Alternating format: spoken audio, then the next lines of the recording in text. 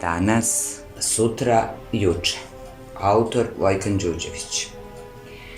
Danas je noć u nekom paralelnom svetu potpisala i objavila nekoliko zbirki mojih neznanih pesama, zaboravljenih između velikih snova, između dva života. Juče je pušten sa lanca pas ptičar koji je voleo proleće. Mreža danas bačena na jato nije zarobila jednu odbeglu pticu. Danas se rukuje sutra sa juče. Oslobođeno od juče, danas ne liči na sebe.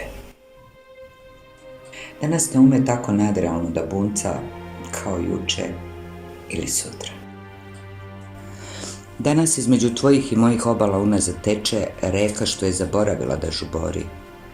I jedna pesma je zaveštala svoje romane, žive knjige nastale trenjem naših misli. Juče i danas obmanjuju sutra. Juče je iskoristilo samo jednu od svih mogućnosti koje sutra može da bira.